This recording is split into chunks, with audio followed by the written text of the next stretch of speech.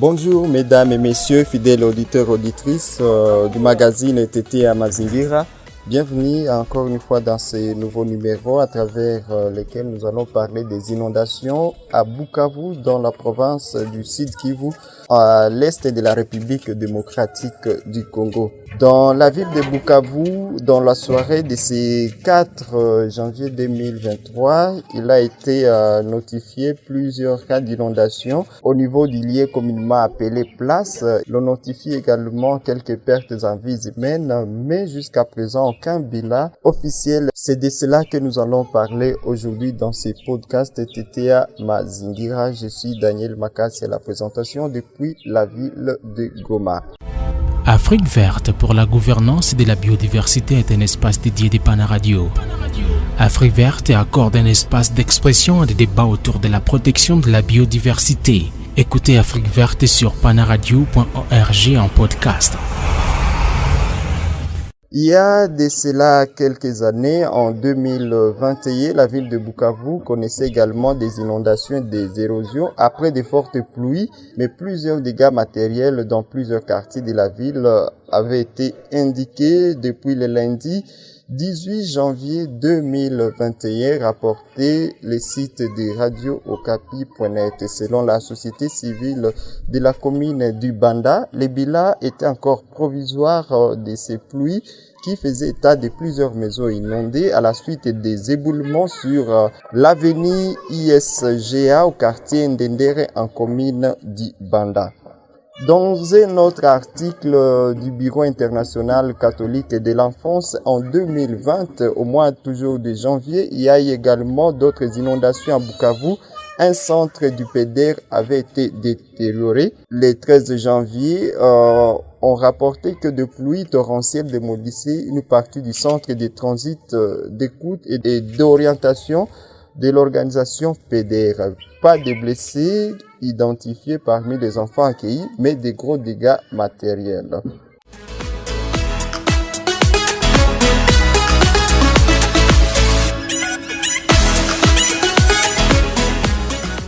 Il y a de cela 6 ans, les habitants du quartier Panzi criaient au secours après l'inondation de leur maison à Bukavu, rapporté Mama Radio.info. Plus de 25 familles étaient sans abri suite au débordement des eaux de la rivière Ruzizi, rapporté Mama Radio il y a de cela 6 ans. À la suite de cette inondation, plusieurs biens de leur maison avaient été inondés.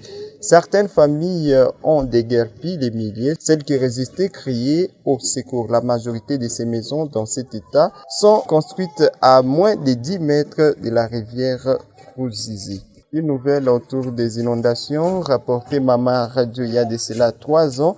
La canalisation des eaux restait un problème dans les 3 communes. Plusieurs caniveaux qui existaient sont bouchés et à chaque forte pluie, plusieurs dégâts sont signalés. Il y a des inondations, débordements des eaux sur des routes et dans des maisons.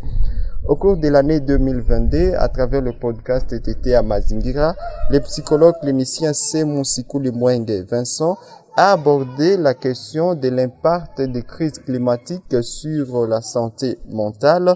Je vais devoir vous proposer ces podcasts dans la deuxième partie de ces magazines. Si vous avez des avis ou des commentaires, n'hésitez pas de nous envoyer vos messages au 099 15 96 081 099 15 96 081.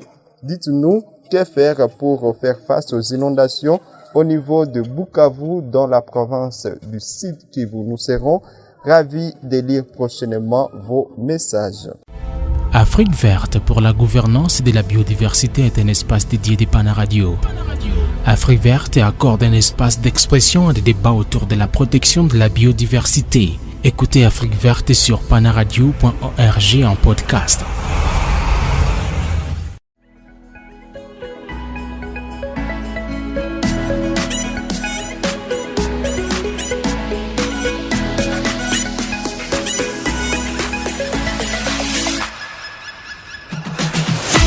De quelle manière la dégradation de l'environnement affecte notre santé mentale?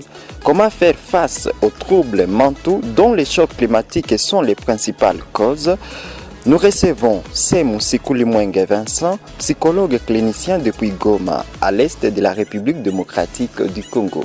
Dans sa réflexion, il nous parle des traumatismes et résilience post-éruptique, le cas de la ville de Goma, une ville volcanique affectée plusieurs fois par des éruptions du volcan Nyiragongo. Semou Sikoulimwenge Vincent, avec lui, il sera question de savoir de quelle manière les communautés sont affectées par cette dégradation de leurs écosystèmes. Je suis Daniel Makassi à la présentation de cet épisode de TTA Mazingira, épisode spécial consacré à la journée mondiale de la santé mentale. Bonjour, Semou Sikoulimwenge Vincent, parle-nous de cette journée. Bonjour messieurs les journalistes.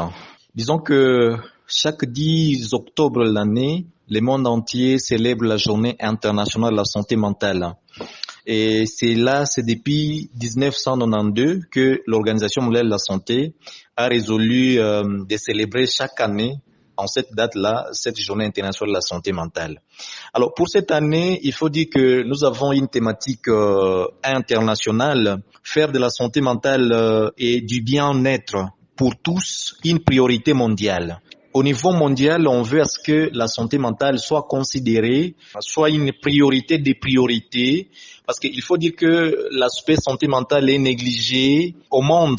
Dans la plupart des pays, par exemple les pays africains, vous trouverez que les budgets alloués à la santé mentale est soit de 1% ou soit de moins d'1%. Vous comprenez que c'est une question qui n'est pas vraiment considérée. Or, c'est une question très importante. C'est pourquoi, pour cette année, au niveau international, on veut à ce que cette santé mentale soit considérée comme une priorité des priorités, parce que sans bonne santé mentale, il n'y a pas de développement. Alors au niveau national, la RDC, c'est que la thématique c'est pour ma santé mentale, agissons pour notre environnement. La thématique au niveau national cadre effectivement avec la thématique que vous avez choisie, messieurs les journalistes, crise climatique et son impact sur la santé mentale. Parce qu'il faut dire que la succession des événements dans les contextes actuels, par exemple les conflits armés, les catastrophes naturelles, ici nous citons les séismes, les éruptions volcaniques, par exemple dans notre contexte de la ville de Goma, les cyclones, les ouragans, les tsunamis, tous ces éléments-là laissent les populations dans des désarrois terribles. Par exemple, pour les contextes de Goma, nous n'avons pas encore oublié l'éruption volcanique de mai 2021, où il y a une partie du territoire de zone de Nyiragongo qui a été calcinée par la lave du volcan Nyiragongo, mais également les séismes qui ont secoué beaucoup de maisons dans la ville de Goma, et que donc tous ces éléments-là impactent d'une façon ou d'une autre sur notre état de santé mentale, et que donc il y a une liaison très importante qu'il faut marquer entre l'environnement et la santé mentale des populations. Concernant la thématique crise climatique et son impact sur la santé mentale, à ce niveau, il faut préciser à notre auditeur que il y a beaucoup de situations du changement climatique qui font que les populations puissent vivre une vie de précarité. Par exemple, lorsqu'il y a un changement climatique qui arrive d'une façon subite, lorsqu'il y a, par exemple, les inondations, lorsqu'il y a les feux des forêts. On constate dans certaines régions où il y a les feux qui s'amènent et avec beaucoup de conséquences, brûlir des maisons, brûlir des champs, tous ces phénomènes-là ont un impact sur la santé mentale des populations.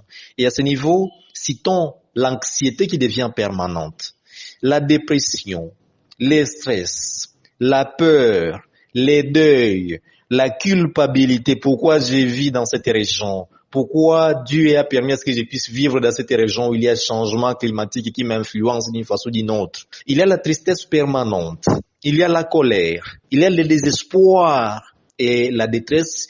Tous ces éléments-là perturbent l'état de la santé mentale de la population et font à ce que les populations ne puissent pas vivre avec aisance, parce que une personne souhaite toujours vivre avec harmonie, en parfaite harmonie, pour sa stabilité. Alors, dans les mêmes cadres, messieurs les journalistes, il faut dire que généralement, ces différentes émotions sont ressenties à divers niveaux d'intensité.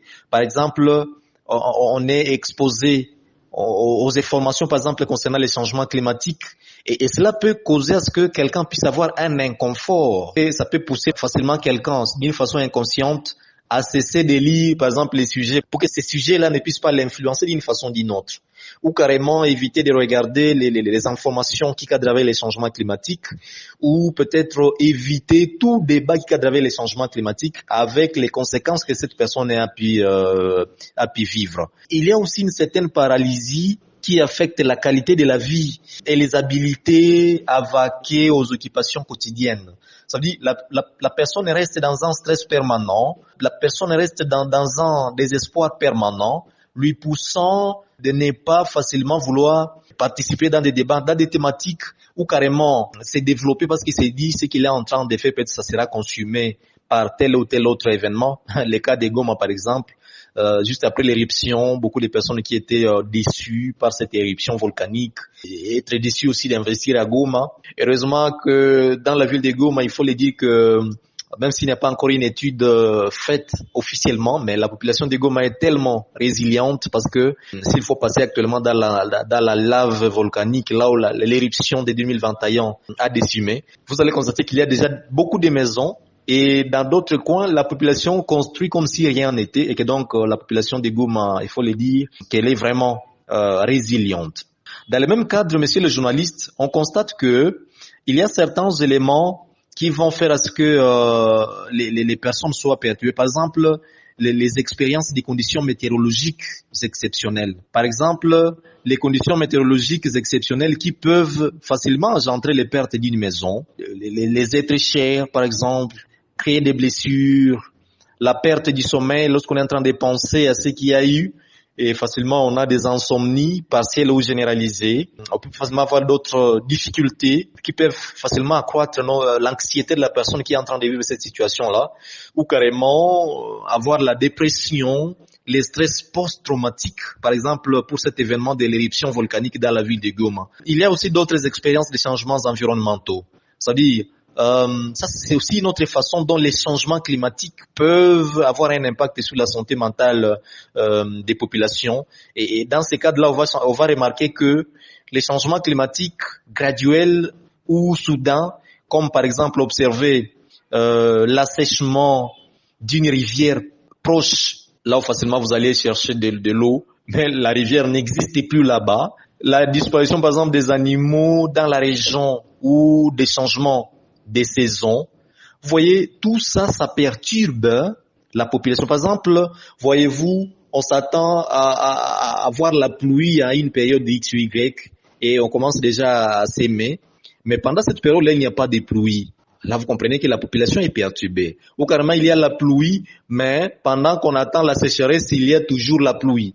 Donc, tout ça, ça perturbe l'état mental des populations, surtout les agriculteurs qui vont effectivement se poser beaucoup de questions. Qu'est-ce qui arrive? Parce que c'est ça leur travail principal et que donc, lorsque ça ne marche pas, les personnes là vivent une mauvaise santé mentale, mais également, c'est pas seulement chez les agriculteurs, mais aussi de la part des consommateurs, parce qu'il ne faut pas avoir les produits qu'ils pouvaient avoir pendant la période X ou Y par rapport à la saison telle qu'elle était normale. Dans ce même cadre-là, il y a la sensibilisation à l'information sur les changements climatiques qui est très importante pour nous aider, nous tous, de contribuer, de savoir que lorsque nous polluons l'environnement, lorsque nous abattons les arbres, lorsque nous faisons des choses qui ne sont pas importantes par rapport à notre environnement, nous contribuons d'une façon ou d'une autre à ces changements climatiques avec beaucoup de conséquences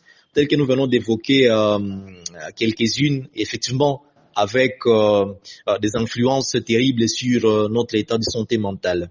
Alors, messieurs les journalistes, là, il faut maintenant peut-être que nous puissions parler de la façon de lutter contre ces réchauffements climatiques, de cette crise climatique avec les incidences sur la santé mentale. À ce niveau, par exemple, nous voudrions par exemple parler de transports. Ça veut dire privilégier les transports moins polluants. Ça, c'est un moyen important. Manger moins de viande et plus de légumes et consommer local. Réduire les déchets. Ici, nous parlons plus des déchets les déchets qui ne sont pas facilement, c'est pas biodégradables. Donc, on doit les éviter, lutter contre la pollution numérique, réduire la consommation d'électricité. Tout ça, c'est entre autres les éléments qui peuvent faire à ce que nous puissions essayer de garantir un bon climat avec aussi une bonne incidence sur notre état de santé mentale. Parce que, comme nous venons de le dire, il y a toujours un mariage entre le climat, qui est un facteur environnemental, avec notre état de santé mentale. Un mauvais climat va nous imposer un mauvais environnement, et ce mauvais environnement va nous imposer aussi une mauvaise santé mentale. Et que donc, faisons de la santé mentale une priorité, changeons notre environnement à les rendre sains. Et cet environnement, messieurs les journalistes, permettez-moi de parler de cet environnement sur les plans global, parce que il ne s'agit pas seulement de l'environnement sur les plans écologiques, c'est pas géographique, mais c'est aussi cet environnement relationnel. Nous sommes appelés aussi à garantir un bon environnement relationnel pour que nous puissions mutuellement conserver une bonne santé mentale entre nous. Par exemple, pour les partenaires, de savoir que chacun des partenaires constitue un élément important pour booster une bonne santé mentale de son partenaire. L'employeur doit savoir qu'il constitue un élément très important pour donner une bonne pour accorder une bonne santé mentale à ses employés. Il y a beaucoup d'aspects que nous devons faire, mais par rapport à cette thématique, crise climatique et son impact sur la santé mentale, nous retenons qu'il y a vraiment beaucoup d'incidences du changement climatique, de la crise climatique sur notre état de santé mentale, et que donc nous sommes priés de mettre en application les différentes observations, les différents conseils que nous venons de donner dans cette thématique d'aujourd'hui, tout en remerciant tous les auditeurs pour leur attention, et merci à vous, Daniel Makassi. Vous venez de suivre la réflexion du psychologue clinicien Sem Vincent qui nous parlait de la journée mondiale de la santé mentale. En cette journée, il était question de savoir dans quelle manière les chocs climatiques affectent notre santé mentale. Vous avez aimé cet épisode? N'hésitez pas de vous abonner à nos différents podcasts TTA Mazingira. Nous sommes disponibles sur toutes les plateformes d'écoute en ligne. Merci, j'étais Daniel Makassi. On se fixe rendez-vous pour la prochaine fois dans un autre numéro TTA Mazingira. À plus.